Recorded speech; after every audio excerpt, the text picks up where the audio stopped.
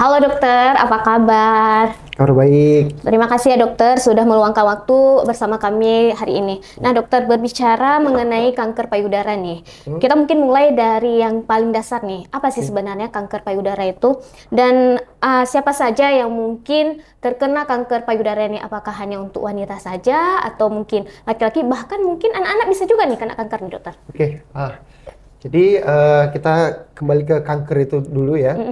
Kanker adalah pertumbuhan jaringan sel yang abnormal dan dia akan terus tumbuh walaupun pemacunya sudah berhenti.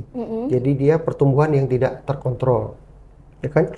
Nah, siapa saja yang bisa terkena ini? Semua bisa, tergantung organ mana, ya kan? Jadi kenapa perempuan paling sering? Karena perempuan payudaranya aktif dan berkembang. Jadi payudara perempuan itu paling berisiko untuk terkena kanker payudara. Meskipun laki-laki juga berpotensi ya dokter ya? Laki-laki ada angka kejadiannya 1%. Artinya dari 100 orang wanita ada 1 kejadian pada laki-laki. Kemudian bagaimana sih dokter gejalanya ketika seseorang itu terkena kanker payudara ini? Jadi gejala kanker payudara ini yang paling pertama dan paling sering adalah adanya benjolan di payudara ya. Selain ada benjolan juga bisa dengan bergejala nyeri, kemudian ada mengeluarkan cairan dari puting susu, namanya itu nipple discharge. Nah, nanti nipple discharge ini bisa cairannya berupa darah, bisa kehitaman, ya kan? Nah, kan kadang-kadang si ibu begitu buka beranya, kok ada cairan di bekas beranya ya. Nah, kalau sudah begitu tuh harus hati-hati ya. Berikutnya kalau datangnya udah agak terlambat itu sering putingnya tertarik ke dalam atau kulitnya sudah melar-melar seperti kulit jeruk, lebar-lebar. Nah, itu biasanya kondisinya sudah sedikit terlambat. Tapi lebih baik itu datanglah pada saat benjolan itu masih kecil ya, masih sebesar kelereng, masih goyang-goyang. Nah, itu akan lebih baik dan lebih mudah ditangani. Tadi yang dokter katakan itu ada benjolan. Apakah setiap benjolan yang ada di payudara itu terindikasi kanker payudara? Nah, jadi semua benjolan yang tidak normal di payudara itu bisa beberapa kemungkinan. Yang pertama itu bisa tumor.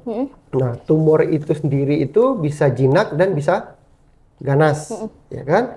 Yang kedua bisa itu suatu infeksi atau peradangan. Nah, apalagi si ibu ada riwayat menyusui, ya kan? Kemudian muncul benjolan, apalagi kemerahan. Nah, itu bisa radang atau infeksi, ya kan?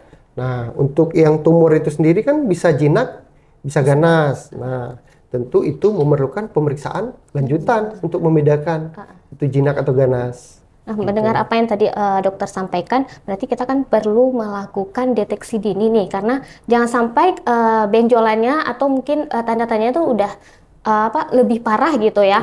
Nah, bagaimana nih dokter untuk kita melakukan pemeriksaan secara dini nih? Ya, jadi bagus ya. Pemeriksaan dini ini sudah digembar-gemborkan pemerintah lama. Apalagi kanker payudara ini adalah kanker yang paling besar di dunia ya, walaupun penyebab kematiannya sudah turun, ya kan? Nah, untuk deteksi dini ada 2 ya. Yang pertama ada namanya sadari. Sadari itu periksa dada sendiri. Yang kedua ada sadanis. Sadanis itu pemeriksaan oleh klinisi, baik itu dokter, perawat di puskesmas ya. Nah, kapan kita sadari? Nah, sadari itu periksa payudara sendiri ini dimulai saat mulai menstruasi. Menstruasi pertama? Ya, misalnya menstruasi umur 12 tahun. Nah, itu sudah dibiasakan untuk melakukan sadari. Kapan itu sadari? Seminggu setelah menstruasi. Nah, kenapa? Karena pada saat itu biasanya kadar estrogen di tubuh seorang wanita itu sudah mulai turun. Nah, jadi payudara itu sudah lunak, ya kan? Sehingga kita akan mudah mendeteksi apakah itu benjolan ya, apakah itu bukan benjolan, jadi akan mudah. Jadi seminggu setelah ini. Jadi itu adalah harus kebiasaan si wanita itu. Nah, mulai dia menstruasi terus sadari. Nah, kalau ada benjolan, dia tidak yakin ya, kapan itu bagusnya saat mandi. Saat mandi sedang pakai sabun ya, baik dia sirkuler atau linier ya, diperiksa. Nah, ini sepertinya ada benjolan. Nah, bisa menghubungi ke dokter atau ke medis tempat. Yang kedua ini sadanis. Sadanis ini pemeriksaan oleh klinis ya. Pemeriksaan oleh klinisi tadi baik dokter atau perawat. Nah, ini dilakukan sebaiknya umur di atas 40 tahun. Kenapa nih dokter harus di umur 40 tahun? Nah, karena di umur 40 tahun itu kita sudah terpapar dengan estrogen. Kalau kita mulai menstruasi umur 12, kurang lebih 30 tahun kita terpapar dengan estrogen. Ya, artinya itu estrogen itu kan regulasinya untuk pembelahan sel payudara ya. Jadi resiko terpapar estrogen yang lama itu meningkatkan resiko munculnya benjolan di payudara. Nah, jadi umur 40 itu sudah harus dilakukan pemeriksaan klinis. Nanti si dokternya selain melakukan pemeriksaan fisik, mungkin dia akan memintakan USG atau mamografi. Itu berdasarkan keperluan pemeriksaannya nantinya. Berarti berdasarkan yang dokter sampaikan tadi, berarti kita tuh harus ada kesadaran dari diri kita sendiri ya, harus aware gitu dengan diri kita sendiri untuk selalu melihat ada nggak sih yang beda, karena yang paling tahu itu kan cuma diri kita ya, ada perbedaan di tubuh kita gitu. Nah, kemudian dokter ini bagaimana sih harapan hidup penderita kanker payudara ini? Apakah penderita kanker payudara ini masih bisa disembuhkan? Ya, nah. Kembali lagi, makanya pemerintah itu bolak-balik sadanis, deteksi dini. Nah, karena prognosa atau harapan hidup penderita kanker payudara ini sangat ditentukan oleh stadium. Nah, dimana kita tahu stadium ada 4 kanker ya. Stadium 1, 2, 3, 4. Stadium 1 itu jika benjolannya masih 2 cm ya. Belum ada penyebaran ke kelenjar getah bening ketiak ya. Nah, itu masih stadium 1. Stadium 1 ini harapan hidupnya sangat baik. Harapan hidup dalam 5 tahun itu mencapai 90% lebih. Berarti ada kemungkinan untuk sembuh ya kok di stadium? Ada kemungkinan. Kalau dia datang di stadium 1, outputnya pasti bagus ya. Usia harapan hidupnya biasanya tinggi, 5 tahun, 10 tahun itu sampai 80% kita masih bisa ketemu sama ibunya. Kalau dia datang di stadium 2, sudah ada benjolan di ketiak, sudah ada penyebaran ke regional. Nah, ini usia harapan hidupnya akan sedikit menurun ya. 70% lah ya. Nah, apalagi datangnya di stadium 3, sudah ada luka di kulit ya kan? Kadang-kadang sudah berbau. Nah, ibu-ibu ini kan datangnya kadang-kadang bukan karena benjolannya nih, karena udah bau, udah luka. Itu yang paling sering kita jumpai. Sehingga usia harapan hidup juga semakin menurun. Nah, apalagi nanti datangnya dengan kursi roda, sudah ada penyebaran ke tulang belakang, udah nggak sadar, udah batuk, ada penyebaran ke paru-paru. Nah, itu usia harapan hidupnya tinggal 10% dalam 5 tahun. Dalam 10 tahun berarti mengerikan sekali nih ya dokter ya. Jadi ya kembali kita sarankan datanglah di stadium awal sehingga pengobatannya lebih baik, usia harapan hidupnya bisa lebih baik. Namun tapi kadang-kadang ini yang jadi masalah nih dokter, kita itu gimana ya, maksudnya pas di stadium awal ini mungkin kita kurang peduli ya untuk datang, sehingga nanti pas udah lanjut baru ke rumah sakitnya itu ya. Itu yang mungkin jadi masalah ya dokter ya? Iya benar. Nah, ini memerlukan edukasi kesehatan ya di tingkat vaskes seperti puskesmas ya. Mereka harus rajin melakukan konseling mungkin ya, menjemput bola. Nah, ini program pemerintah yang terbaru USG ada di setiap puskesmas. Ini harus dimanfaatkan. Ya kan? Harus dimanfaatkan. Kalau perlu nanti dilakukan screening seperti yang kita bilang tadi. Nah, umur 40 semua deteksi.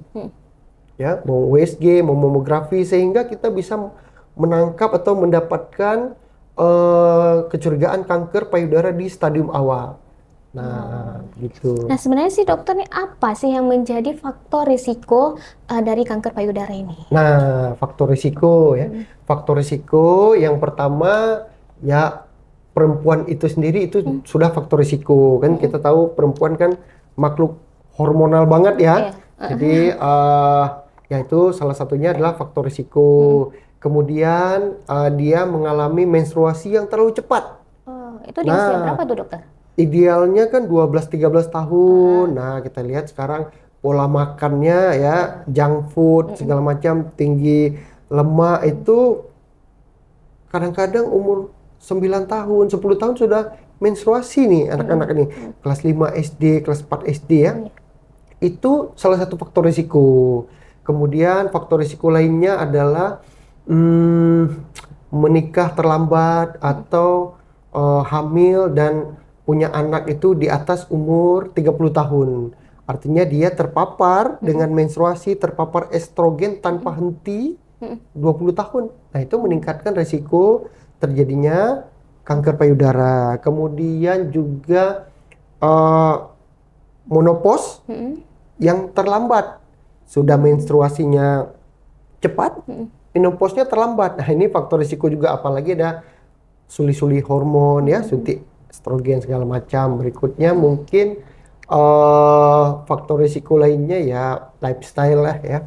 Lagi lifestyle ini sangat mempengaruhi suatu penyakit ya dokter. Nah dokter, untuk di rumah sakit kita sendiri nih, Rumah Sakit Dr. Zainal Abidin tuh, mungkin untuk dari segi alat, dari pemeriksaan sampai ke tahap pemulihan kanker payudara ini bagaimana nih? Mungkin bisa dokter sedikit menggambarkan bagaimana fasilitas di rumah sakit kita ini? Ya, baik. Alhamdulillah, jadi rumah sakit kita setahun ini udah launching onkologi center ya. Alhamdulillah onkologi center terus berbenah ini dalam melayani masyarakat Aceh ya. Tentu yang pertama adalah kita butuh alat untuk diagnostik ya. Untuk diagnostik mudah-mudahan Rumah Sakit Umum Dr. Zainal Abidin ini sudah cukup mumpuni dalam melakukan diagnostik. Baik kita punya USG payudara, kemudian kita punya mamografi ya, kita punya CT scan ya, kita punya MRI.